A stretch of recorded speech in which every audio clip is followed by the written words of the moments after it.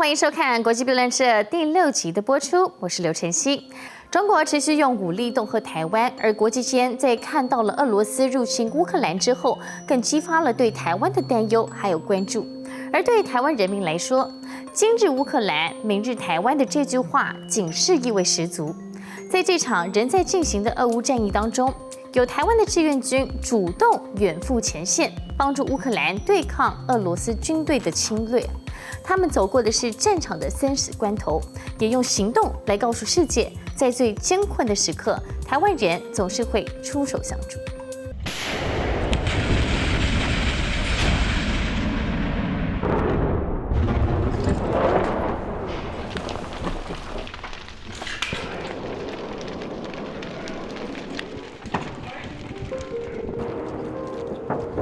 那一天4月的时候，起来之后发现胸痛状况严重，到昨天所幸并无任何的爆炸，但有零星攻击，我也稍得时间可以短暂休息。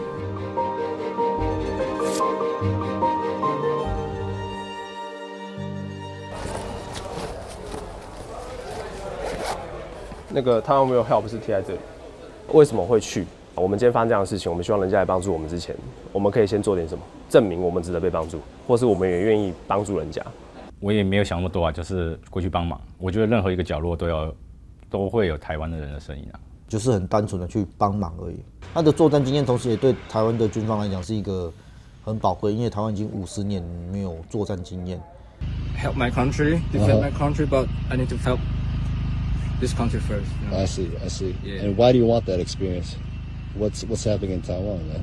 China wanted to invade Taiwan, so yeah. So you're trying to prepare yourself. Yeah.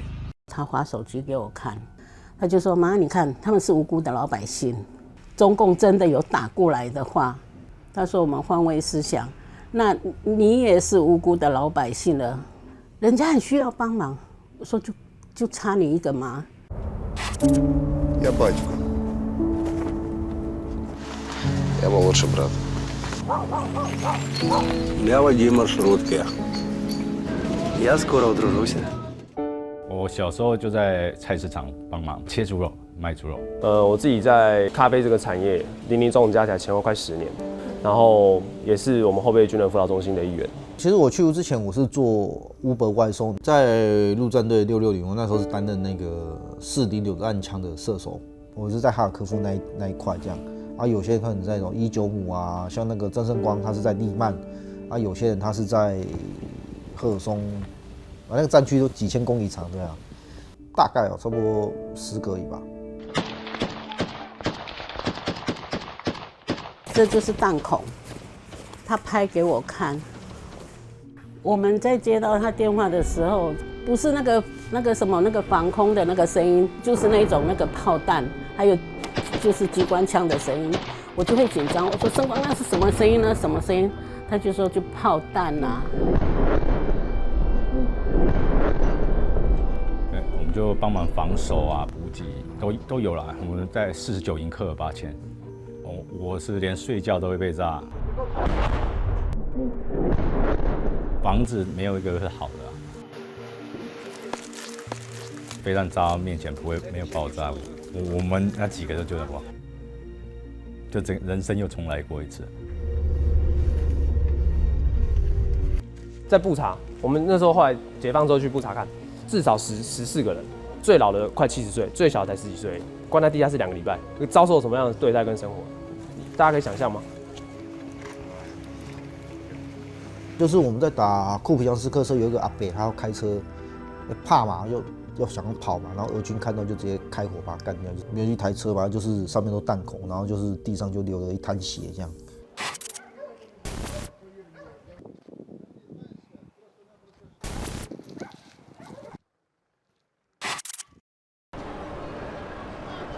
Light will win! Ukraine will win! Ukraine will win! Save Europe! Support Ukraine! Save Europe! 中俄关系这棵参天大树一定会更加枝繁叶茂。我在那边遇到政治的问题大于我军事上的问题，这是很让我 surprise 的地方，就是他们的官员没有跟我废话，就是直接单刀直入说你是不是支持中国共产党？对，那你知道中国跟普丁的关系吗？这样之类的。我在没遇到中国人，有中国留学生，他们的反应是最真实的。然后甚至有遇到就是不敢说自己是中国人，说自己是日本人的，这我有遇过啊。对，问我们台湾跟中国是怎么样？对啊，我说就是长期被打压。我回来每一个月就射飞弹，那一天就7、8个人，不同国家都问我要不要来帮忙啊，来打仗。他们其实都还蛮乐意来台湾帮忙，还有都支持台湾民主自由这样。那因为去年8月中共不是打了飞弹嘛，所以那个新闻在乌克兰其实是算是还蛮大的新闻，就是跟他们差不多。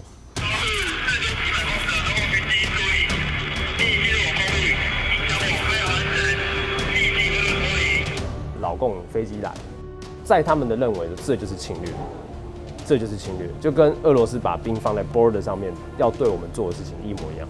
我们台湾之前讲说，今日香港，明日台湾，或是今日乌克兰，明日台湾，是他们那边就是这样认知的。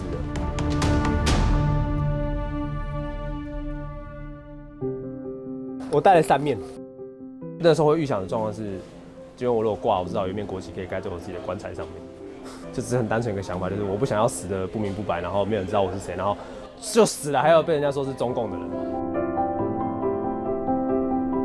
那时候有一个老外，一个美国人，他在基辅，他弄了一个万国墙，他钉在那墙上，我帮他这样。然后问我说有没有带台湾国旗，我说有啊。他说他要我就给他这样，后来就钉在那个万国墙，就基辅那个广场那边。他有去收集一些可能哪一国人他有参加，然后可能阵亡的有谁。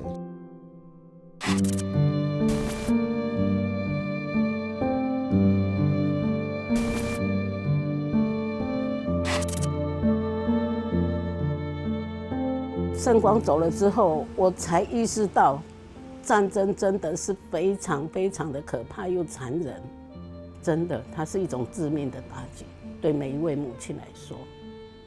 所以我真的不希望有战争。我常常就是这样子，就常常这样子摸他，我问他好不好啊，有没有想我，就这样子。慢慢的已经开始常常忘东忘西了，怕有一天会把自己的儿子给忘记了，所以我把他刺在手上。对我们台湾用武力，之前都觉得说，他们只是说说而已，可是现在我就不这么觉得了，我就会紧张了，所以就真的不希望说我们也会走到那个乌克兰的那种局势下。你只要能自己保护自己，你就不会增加下一个人来救你的机会。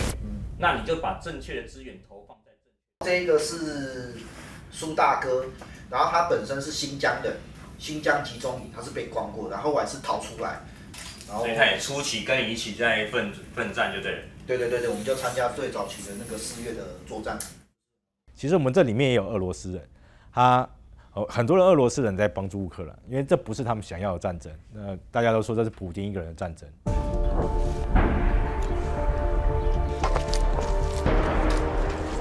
他们都可以坚持1年，我觉得很了不起。就我觉得民主自由真的是得来不易啊。像我们在那边，我们在基辅保卫战的时候受训两个礼拜。到真的上去，我靠，还是觉得很怕。就算我已经会了，你还是会怕。你会说，这训练是不够，这训练是不够。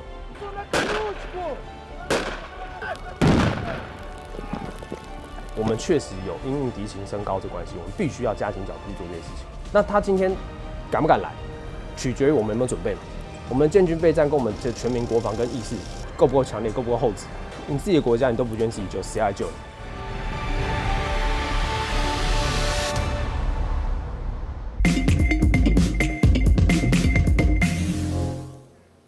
这周的 Let's Talk 观点好谈，我们专访了美国智库2049计划研究所高级研究主任易思安，要带您来了解随着中国全球扩张，台湾受到的威胁以及未来的应对。Let's talk 观点好谈. Joining us now is Ian Easton.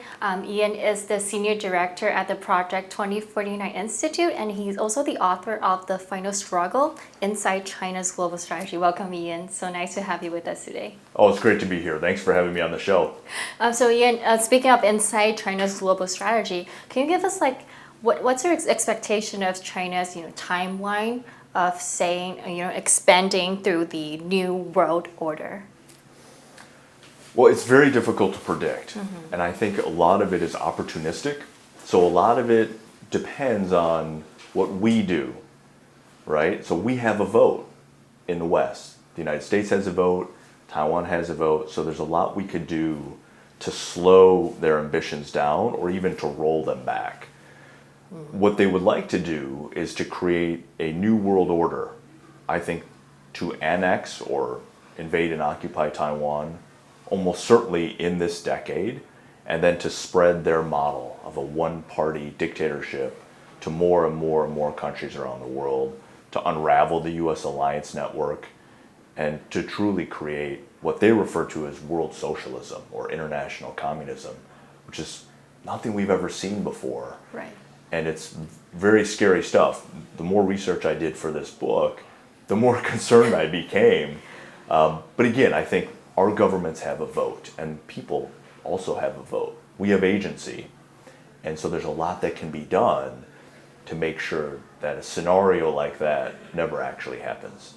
Well, to prevent this scenario from actually happening, we know that, of course, all the Western alliance, they are truly aware of this. What's your take on the new alliance that's targeting on this, China's new world order that they're intending to do?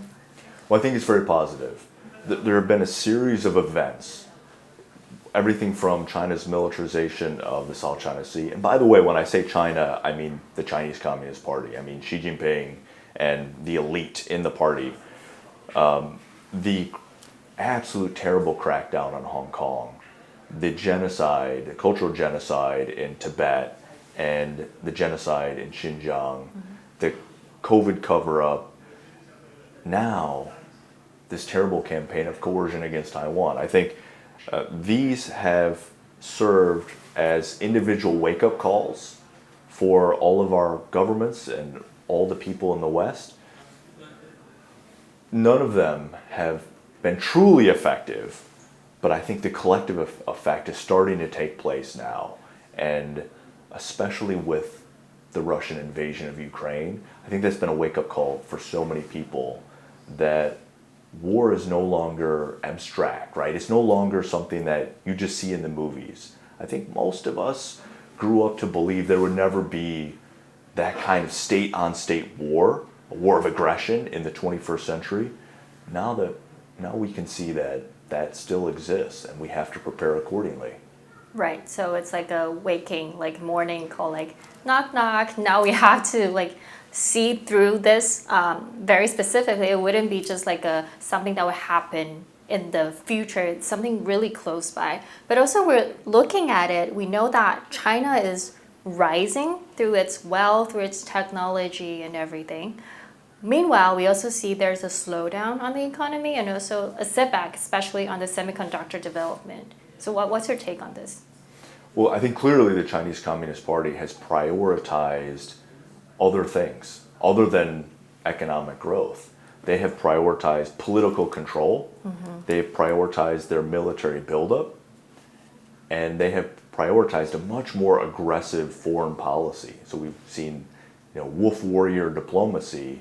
All of those things undermine actually China's economic growth. It undermines continued prosperity for the Chinese people. But because it is a one-party dictatorship, and because they are driven by these really extreme ambitions, they really want to create an entirely new world order and spread their model of governance around the world. So I think they've prioritized these other things, but that comes with a cost. I see. And in your book, you mentioned that the Chinese government is trying to infiltrate the world through this cyberspace. Can you give us some example of it? So an example here in Taiwan would be everybody has a 健保卡, right? Everybody has a national health insurance card. And that information all goes into central computer banks. When those banks are hacked by the Chinese military or by the Chinese intelligence services, they can then get access to everybody's household registration, who's in their house, how many kids do you have, even everybody's blood type. and if they have any medical issues, they can get all of that information on people. When young teenagers use TikTok, for example, TikTok is very, very entertaining. It's addictive. It's like a digital heroin almost. The people can't put it down.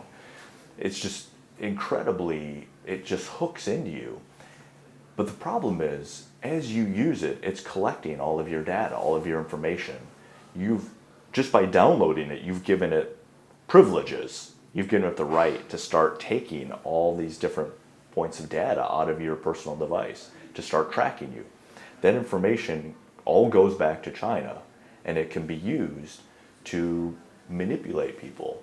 It can be used to little by little shape and warp their perception of the world.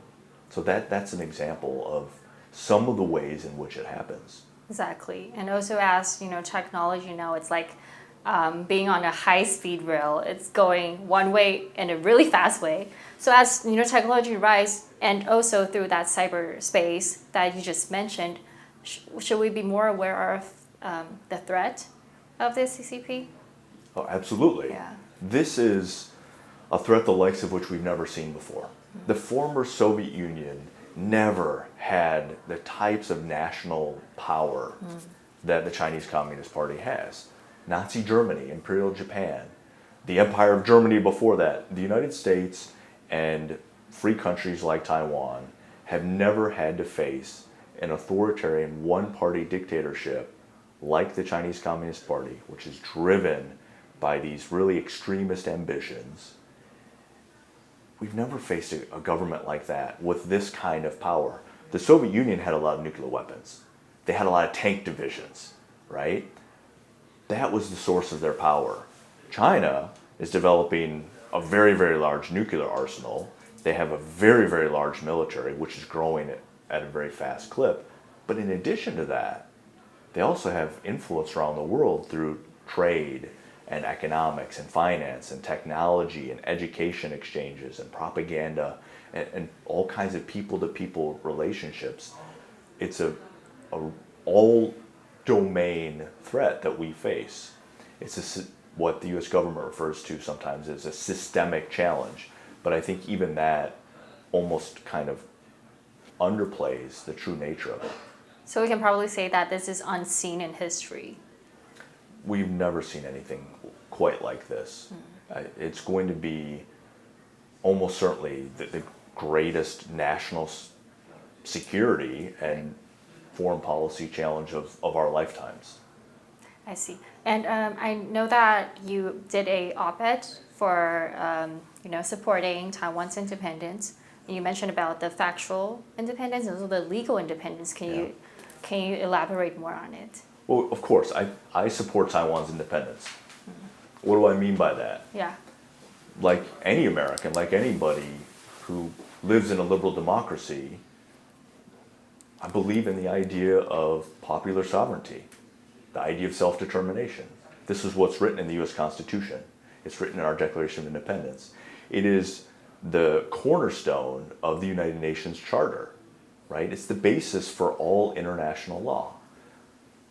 The Taiwanese people should decide their own political future, whether that's the Republic of China or whether that's something else, right? But that should be up for the Taiwanese people to decide. I'm an American, so I don't have an opinion on how people in Taiwan identify themselves or identify their government, their country. I don't have an opinion on which flag Taiwan should have or which party is in office. It's not my business. But as an American, and I think just like anybody from a liberal democracy, I love the idea of self-determination. Right. And that means Taiwanese independence, that Taiwan is an independent sovereign country. It has been since December of 1949, when the Republic of China moved its capital here. And it's become this incredible political miracle, the likes of which we have very few in the world. And so now, last year, there was a study that was done, and the conclusion they came to was that Taiwan ranks among the top 10 liberal democracies in the world. And I think that's just fantastic. And I think governments that deny Taiwan's existence, its very existence, are doing themselves a disservice. That if we continue to base our policy on a myth, on a lie, that Taiwan doesn't exist as a legitimate country, when here it's one of the ultimate, most legitimate tier 1 countries in the world, I think we're doing ourselves a disservice, and we're likely to get into some dangerous ground, and I think that's the direction that we've gotten ourselves into in the name of, you know, maybe placating the Chinese Communist Party, maintaining access to China or the China market, maintaining a smooth working relationship between the US and China. This is a deal that we made, and it was a very bad deal for us. It's been very, very good for the Chinese Communist Party. And I think people are starting to wake up to that reality. And so we've seen President Biden, for example, say that, and he's the first president to say this since 1979, that he thinks the Taiwanese people should decide their own future.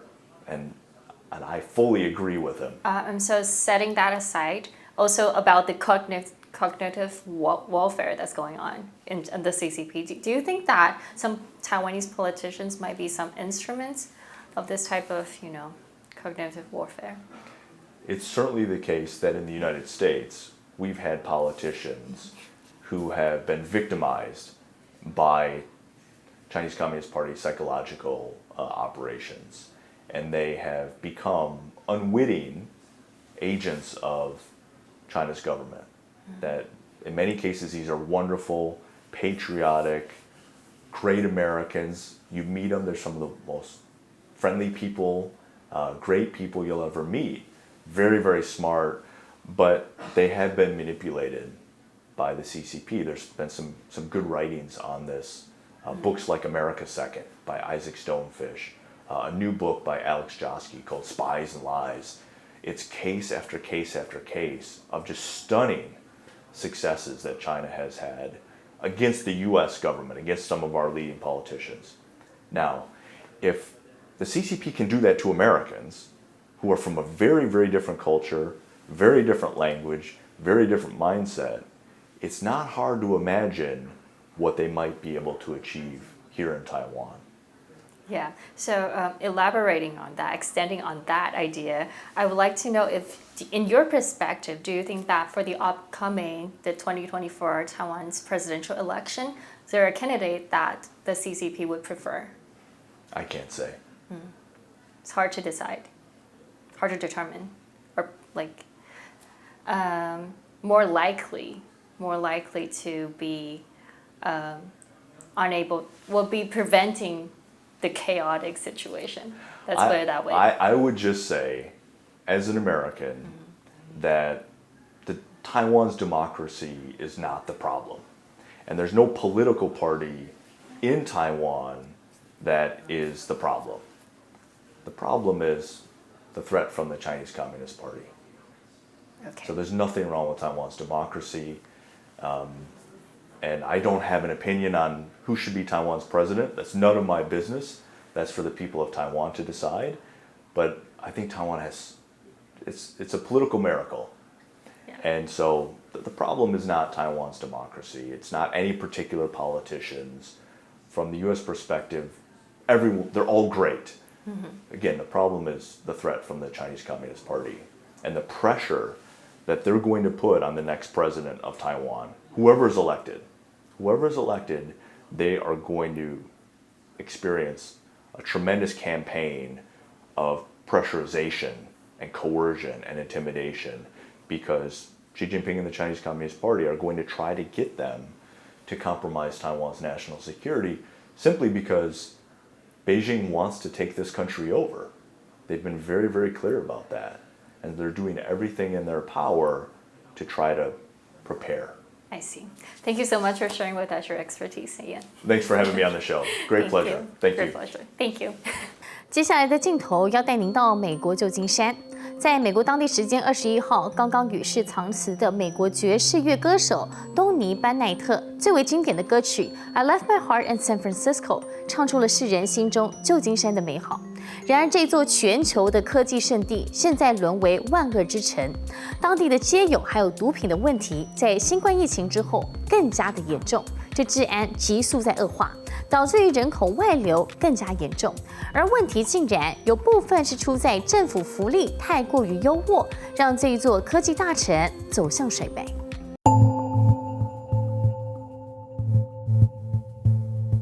旧金山是座闪耀的城市，而今却黯淡无光。这座城市不再是你我熟知的全球科技新创圣地，是全美富豪的群居地，而是沦为罪恶之城。The crisis of homelessness in America has reached a shocking level in San Francisco. The drugs attract them, the no punishment kind of attitude, and then the resources make them want to stay. A video showing a group of kids getting off a muni bus as they try to navigate their way through an entire block of open drug use. No one or no place is safe in San Francisco, and lastly, a failed city. Is San Francisco a failed city? No, but it's no longer at the top of the class. It could become a failed city.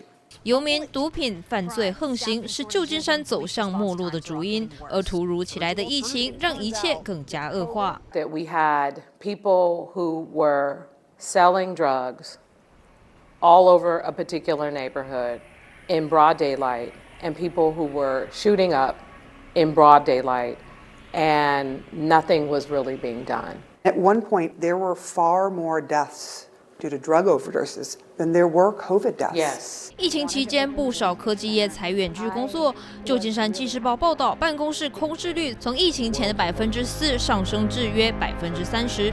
有的闲置空间成了游民的居住地，引来更多人。What you see is a lot of empty storefronts, you see empty offices, and you see tents. Added into this mix, however, is something that we're seeing across the country that is just like an acid corrosive, and that's fentanyl. You put homelessness, mentally ill, and fentanyl together, and it's worse than the third world. 有评论更指出，旧金山的成败皆因科技，虽然带动当地的经济，却导致物价、房价飞涨，民众生活被压得喘不过气。一间套房租金中位数要价$3000，许多人根本负担不起，沦为游民。政府多管齐下，试图解决，包括砸下平均一人1年要$6到8万的帐篷给游民隔离居住，但情况不见好转。If the city was just to give you $60,000 and say, "Here's this," what would you do with it? For myself, probably, I would probably go and buy more tents for folks and sleeping bags. But what about your housing? I mean, could you not afford something in the city for that? Here's the thing: is like first class deposit is crazy. 有染毒者的母亲甚至控诉戒毒中心变成吸毒的游乐场。What did you see when you entered? So I just had this idea of, let me just go and get dressed up and look like I'm homeless. I said to them that I wanted to get off drugs and that I needed help. And they laughed at me. And the guy at the door said, "We can help you do drugs, but if you want help getting off drugs, you're going to have to come back tomorrow." There's music, there's like rap music, there were people dancing. I saw a few people passed out. 事实上，美国其他地方也有相同情况。为何旧金山特别严重？归咎于政府提供的福利太优渥，而且还有这一点。One thing to note: the fentanyl on the streets is the cheapest here in the entire country. Go figure. And the giveaways here are as free needles, free foil, free tents, free food, free assistance. Do you think that the services that San Francisco offers people who are on the streets encourages people to come to this city and stay at this city? Encourages homeless people? Yeah. Yeah. I don't think it's the housing that encourages them to come. I think it's the cheap drugs. I think it's the hearing about what you can buy for how much money and how it's you can use outside and not get arrested. 旧金山犯罪率飙升也是问题，即使这里的轻生和暴力犯罪远低于其他城市，但汽车窃盗和商家打劫已经到了无法无天的地步。Shoplifting in San Francisco, it's forcing stores to close, and the thieves, some of the most brazen you will see. Mobs of looters storming and ransacking high-end stores in the San Francisco area. Unprovoked attacks on elderly Asians in San Francisco.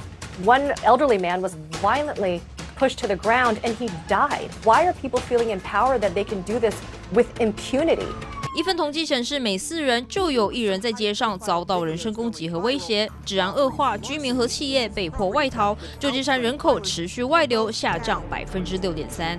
Crime and homelessness has really taken our morale down. My neighbor has been hit on the head with a hammer and had to get 8 stitches. They do graffiti, they defecate on the sidewalk, harass our customers. I had a customer that was sitting in a table with his family. Somebody just grabbed his beer and ran away.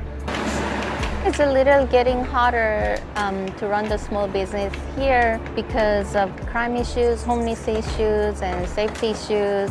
Before, it was just no more homeless people who sleep outside. So if I tell them, oh, could you please move, but they will at least understand. But now a lot of people seem to be out of their mind or something, and then some of them can turn really violent when I say something. 游民毒品泛滥难解，归咎于极左派掌权，过度自由放任的政策大放送各种福利，还有公民团体向政府提起诉讼，阻止政府拆除无家可归的营地。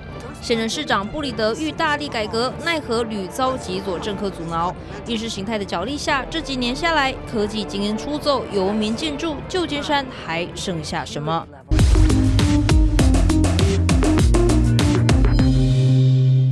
欢迎回到国际辩论社。靠着绵羊油打响知名度，跻身澳洲前3大保健品品牌的台商吴家，创造了年营收超过40亿台币的亮眼成绩。但是在疫情期间，他们归于返乡，回台湾入主团购票券龙头，由第2代来接班，希望可以借由拓展电商领域的新消费族群，帮助事业更上一层楼。Hello。哥哥妹妹，大家一起照过来。我们现在正在做直播，好是不是？我们呢正在来看一下，这是直播间，但这是哪里的直播间呢？其实非常特别，我们这个国家公园里面。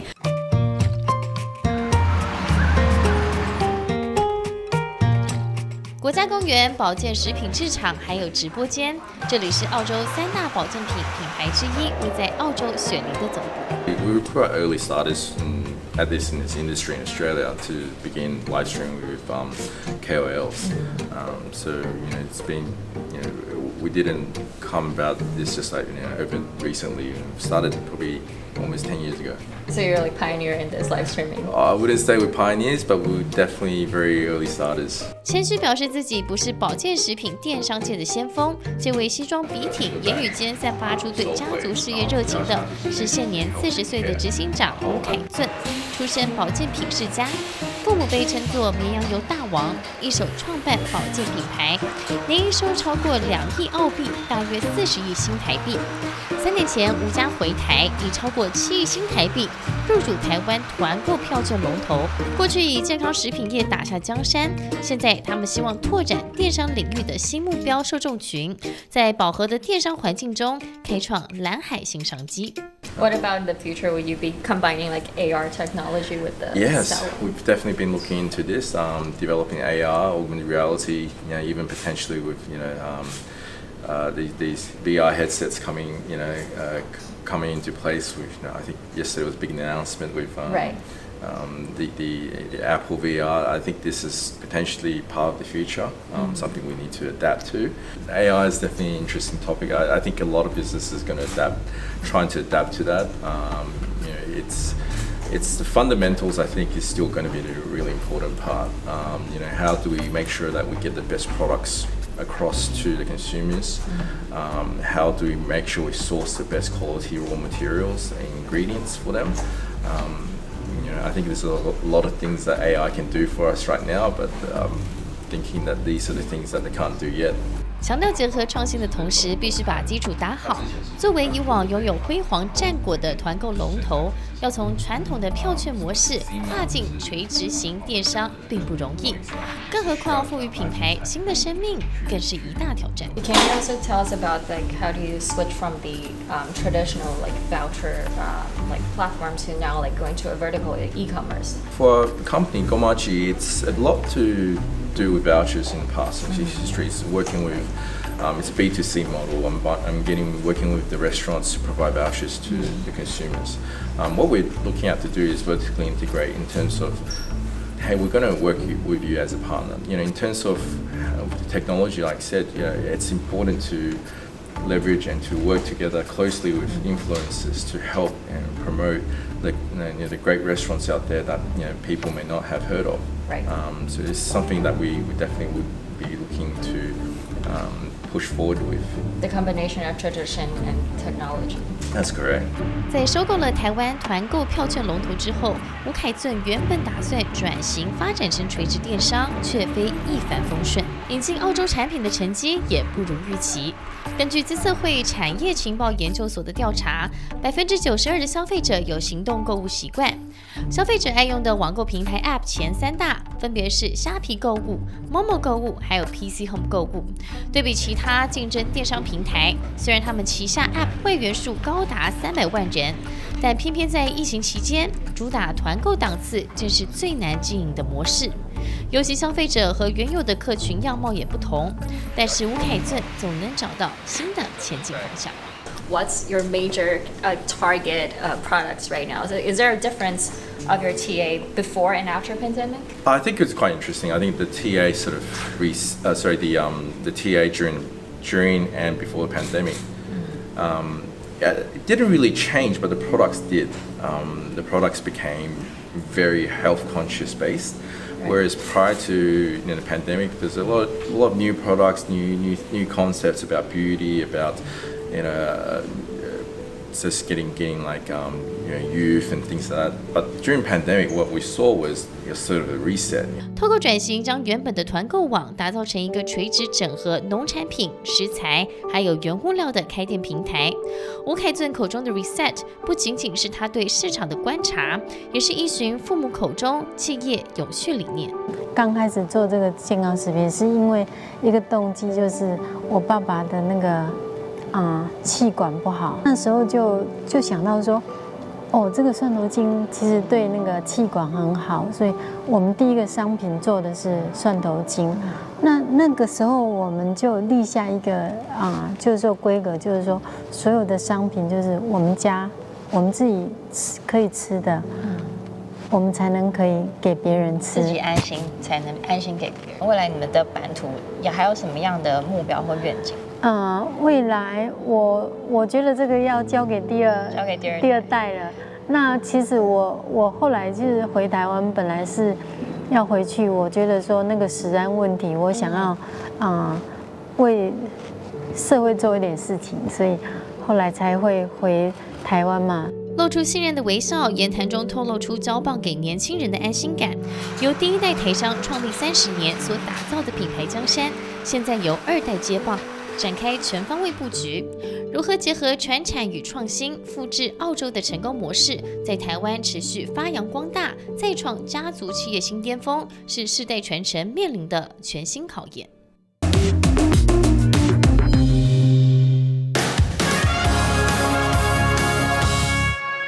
全球 What's Up？ 这星期有一位100岁的人瑞旅行引发了全球高度关注，那就是美国前国务卿季辛吉。对此，白宫也无奈坦诚了，现在只是一介平民的他，在中国的影响力超过先前出访的美国现任官员。先不论后续的效应，习近平对于季辛吉可是礼遇程度超高规格。在北京的钓鱼台国宾馆举行的盛宴，布置了青山绿水来象征友谊绵长。那还有一座代表中美关系的桥梁。此外，桌上呢摆放的是巨型的寿桃组合，总计呢有100颗寿桃，象征100岁的季辛吉访问中国破100次。不过，中国是近来经济不理想，青年的失业率也创新高。如此豪奢的宴会，也引发不少中国民众质疑，更别提了这违反了习近平上任后提出的禁奢令。感谢您今天的收看，我们下周再会。